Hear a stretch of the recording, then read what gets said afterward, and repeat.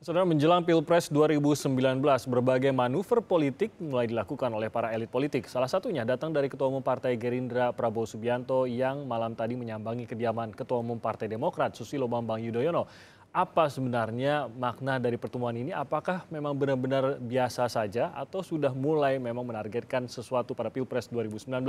Kami akan perbincangan hal ini bersama Wakil Ketua Umum DPP Partai Gerindra, Mas Ferry Yuliantono yang sudah hadir, dan juga Wakil Ketua Umum DPP Partai Demokrat, Roy Suryo, dan juga Mas Gun-Gun Herianto, analis politik Universitas Islam Negeri Syarif Hidayatullah. Selamat pagi, Bapak. Terima kasih sudah hadir. Ini saya yakin begitu melihat, bahkan mendengar saja, belum ketemu nih, mendengar Prabowo akan bertemu di Cikeas dengan Pak SBY, analis politik langsung kemana-mana itu membayangkan, wah skema politiknya bagaimana, konstelasi politiknya bagaimana.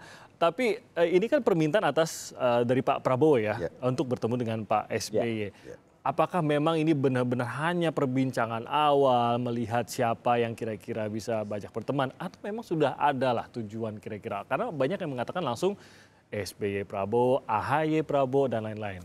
Mas Ferry. Kalau memang kita yang minta supaya bisa bertemu dengan Pak SBY dan Pak Prabowo, kemudian mendapatkan kesempatan bertemu kemarin malam, artinya kalau buat Partai Gerindra, Pak Prabowo Subianto sendiri, pertemuan tadi malam sebenarnya memaknai semakin dekatnya sekarang Partai Demokrat ke kita, ke Gerindra, PKS, PAN gitu, dengan keputusan yang kemarin dalam Undang-Undang Pemilu dan juga kesamaan sikap nih ya, pansus hak angket gitu. Sekarang makin dari situ sebenarnya secara kepartaian semakin dekat gitu. Dan oleh karena itu simbolisasi dari semakin dekatnya partai-partai kita di DPR maupun persamaan semangat ya yang memiliki banyak persamaan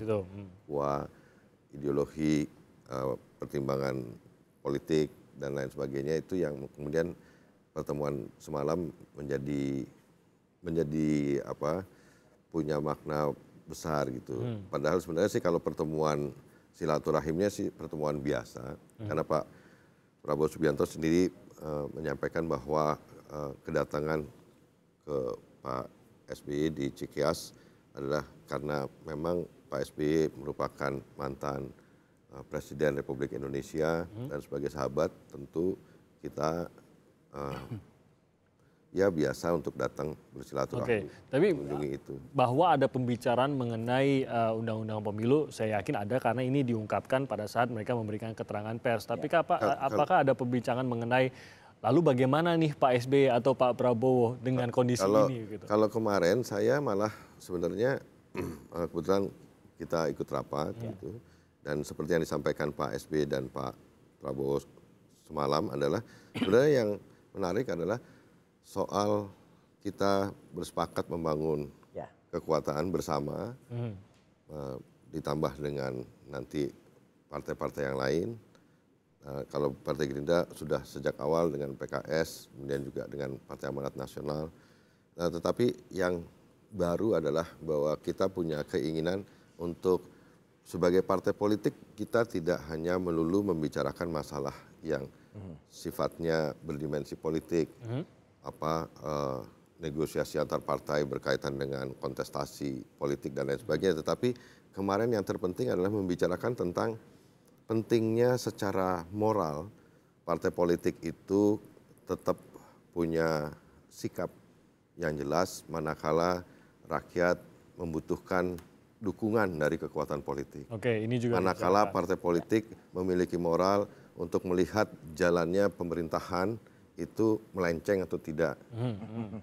Punya kekuatan moral yang kemudian menjadikan masyarakat yang merasa misalkan terintimidasi, takut, khawatir, sekarang punya sandaran bahwa di negeri ini ada kekuatan politik lain yang kemudian mengimbangi kekuatan politik yang ada di dalam kekuasaan pemerintahan. Nah kalau Gerindra kan melihatnya karena tampaknya memiliki kesamaan dengan Partai Demokrat. Pada saat setelah berbicara, sejauh apa kesamaan ini bisa meyakinkan Partai Demokrat, oh kalau gitu kita jalan bareng aja begitu. Gimana Mas Roy? Ya, Jadi yang pertama memang kita mengapresiasi ya teman-teman dari Partai Gerindra khususnya Pak Prabowo Subianto yang kemudian memang harus diakui pasca hasil seminggu yang lalu ketika di DPR terjadi keputusan yang banyak orang mengatakan itu di luar logika ya karena ibaratnya kita sudah nonton bioskop sekarang kok karcisnya dipakai lagi ya kan. Jadi artinya presidential threshold masih menggunakan presidential threshold. Ini alasannya 2014. Dia digugat lah salah satunya. Iya, salah satunya. Nah, jadi makanya begitu Pak SBY datang lagi ke tanah air, ya semenjak beliau di luar dan permintaan itu datang ketika masih beliau di luar. Kesempatan pertama, betul Pak Ferry, kesempatan pertama adalah harus menemui atau harus menerima ajakan untuk bertemu itu dari Pak Prabowo. Jadi kita mengapresiasi dengan langsung memberikan. Kenapa? Setelah ini mungkin hari-hari ke depan Pak SBY juga ada beberapa acara ya di Bali dan di Dili ya sebagai tokoh di Republik ini untuk juga bertemu dengan beberapa pihak. Ya jadi artinya pertemuan itu adalah pertemuan yang penting ya meskipun sederhana ya tapi orang mengatakan lebih penting nasi gorengnya gitu ya. Tapi artinya itu yang luar biasa katanya. Iya. Okay. Jadi ya dari yang sederhana itu kedua bapak bangsa ini sepakat untuk memikirkan bagaimana nasib bangsa ini ke depan dan salah satu statement yang memang dikemukakan awal oleh Pak SBY itu adalah bahwa saya menambahkan saja bahwa Pak SBY mengatakan power must not go unchecked ya. Jadi kekuatan itu tidak boleh berjalan absolutely ya tanpa ada check and balance dan sekarang insya Allah masyarakat punya harapan bahwa ketika masyarakat tidak bisa berkata, tidak bisa berteriak, masih ada loh kami-kami ini yang kemudian bisa menyampaikan bahwa ayo kita koreksi, ayo kita luruskan, tapi semua tetap dalam koridor konstitusional, semua tetap dalam koridor hal yang baik, tidak untuk kemudian membuat gaduh atau membuat rusaknya tatanan demokrasi yang ini sudah ada. Pertemuan awal sekali bisa dikatakan begitu. Saya yakin mungkin belum ada sama sekali mungkin ya perbincangan mengenai siapa yang akan kita ajukan nanti dalam Pilpres mungkin saja. Tapi itu tidak menghalangi masyarakat dan juga mereka yang memperhatikan politik di Indonesia untuk mengeluarkan nama versi mereka. Mas Gun, mungkin Anda langsung melihat juga. Hak demokrasi lagi silakan. Nah itu begitu. Karena saya yakin langsung keluar tuh hashtag SBY Prabowo 2019 bahkan AHY Prabowo 2019. Kalau menurut Mas Gun bagaimana sebenarnya harusnya membaca ini? Biasa saja sebenarnya kah? Atau ya ini adalah suatu poros baru yang bisa dibaca pertemuannya aja langsung dengan ketua umum, berarti serius ini. Oke, saya ingin memosisikan dulu peristiwa politik ini sebagai bentuk komunikasi politik. Pertemuan dua sosok yang tentu punya partai masing-masing dan punya basis masing-masing. Dimensi yang paling nyata dalam komunikasi politik itu adalah pesan politik atau political message. Ya. Dan pesan politik itu tentu menjadi bahan bacaan baik teman-teman media maupun publik pada umumnya. Saya melihat ada tiga hal. Pertama, dimensi momentum. Karena momentumnya itu dekat dengan peristiwa politik yang kemarin menjadi perhatian khalayak luas di DPR. Yaitu terkait dengan ramenya undang-undang pemilu yang baru disahkan. Dan prosesnya 9 bulan itu kan menyedot perhatian. Sehingga kemudian polarisasi itu menjadi bacaan penting. Ketika misalnya ada titik temu, misalnya Partai Demokrat dengan Gerindra, dengan PKS, dengan PAN, walk out, dan itu menjadi momentum politik yang bisa digulirkan terus. Dan begitupun partai-partai penyokong pemerintah, itu satu hal. Kemudian hal kedua adalah track.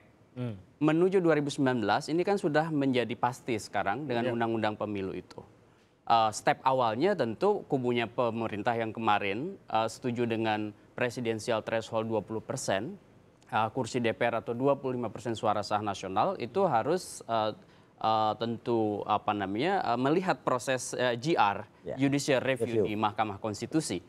Tetapi tahapannya kan akan berlangsung terus. Misalnya mulai Agustus untuk Pileg, kemudian untuk Pilpres mulai April 2018. Dan ini semua kekuatan partai politik pasti melakukan konsolidasi, termasuk Partai Demokrat, termasuk Partai Gerindra. Itu hal yang kedua. Hal yang ketiga adalah bacaan realitas kandidasi yang kemudian kandidasi ini memang masih jauh, tetapi proses komunikasi politik kalau bahasa kampus itu ZOPA-nya atau Zone of Possible Agreement-nya itu kan harus melalui proses komunikasi politik. Saya yakin bahwa ini belum mengerucut pada nama, tapi ini baru pada proses menjaga silaturahmi atau yang disebut dengan komunikasi politik tadi, supaya kemudian bacaannya menjadi jauh lebih realistis. Maksud saya begini, kalau misalnya JR meneguhkan misalnya bahwa presidensial threshold 20%, maka kan Mas Peri, Mas Roy, dan partainya itu harus berhitung. Dengan 20% itu rasa-rasanya rada sulit membentuk poros ketiga. Dengan misalnya sekarang kekuatan yang dimiliki oleh kubunya Pak Jokowi. Pak Jokowi itu kalau masih memasukkan PAN di dalamnya itu sekitar 69%. Berarti kekuatan di luar pemerintahan 31%. Kalau taruhlah PAN dilepas 60,4% berarti Pak Jokowi. Sehingga kekuatan di luar misalnya taruhlah misalnya Gerindra, PKS, dan Partai Demokrat itu rasa-rasanya akan realistisnya membentuk poros kedua. Siapa nama tentu belum karena ini proses negosiasi yang masih panjang. Lihat itu dulu tadi bisa jadi poros kedua atau poros ketiganya gitu. Bahwa apakah kemudian perbincangan itu harus dimaknai dalam konteks hal yang ketiga tadi? Ya menurut saya tidak ada, ini kan strip of behavior ya. Jadi sesuatu hal yang lumrah.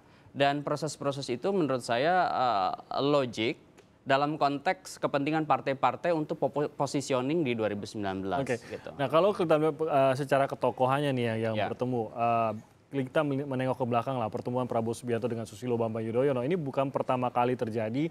Di Pilpres 2014 lalu Prabowo dan SBY sempat melakukan sejumlah pertemuan. Pertemuan Prabowo Subianto dengan SBY pertama kali tercatat pada 11 Maret 2013 ini berlokasi di kantor Presiden. Prabowo saat itu menemui Presiden SBY untuk membahas soal kebangsaan, strategi, dan kebijakan ekonomi. Nah, pertemuan kedua terjadi pada 24 Desember 2013 di mana Prabowo kembali mendatangi Istana Negara dan poin pertemuan saat itu disebut adalah membahas koalisi partai politik menjelang pemilu 2014. Kemudian pada tanggal 14 Mei 2014 Prabowo mendatangi Istana Negara kembali untuk bertemu dengan Presiden SBY. Saat itu Prabowo datang mendampingi Hatta Rajasa yang mengundurkan diri dari Menteri Perekonomian untuk maju sebagai calon wakil Presiden Prabowo Subianto. Ini berarti memang akrab sekali antara kedua tokoh bangsa ini. Dan pertemuan Prabowo dengan SBY juga terjadi pada 19 Mei 2014 di Cikeas, Bogor, Jawa Barat. Saat itu Prabowo yang telah maju sebagai calon presiden berpasangan dengan Hatta Rajasa menyampaikan visi dan misi pada SBY selaku Ketua Umum Partai Demokrat. Kemudian pertemuan terakhir waktu Pilpres 2014 berlangsung pada 4 Juli 2014 di Cikeas. Prabowo kembali menemui SBY dan poin pertemuannya adalah audiensi seputar pemilihan presiden 2014 dan saat itu sikap Partai Demokrat adalah netral, tidak memberikan pernyataan dukungan pada pasangan Prabowo Hatta Rajasa ataupun kepada Jokowi JK. Sikap yang ditunjukkan Partai Demokrat inilah yang menjadi cara Partai Demokrat sejauh ini yang kita baca untuk berstrategi politik. Nanti kita akan kembali lagi di Sapa Indonesia Pagi dengan perbincangan walaupun tadi kita melihat ada nama-nama yang keluar antara AHY ataupun SBY dan Prabowo. Sebenarnya seberapa besar kemungkinannya? Nah, sedikit lagi mengenai pertemuan SBY dan Prabowo Subianto di Cikeas malam kemarin. Ini juga ditanggapi oleh Presiden Joko Widodo. Presiden berharap pertemuan keduanya ditujukan untuk kepentingan negara. Kami akan hadirkan bagaimana komentar dari Pak Jokowi usai jeda.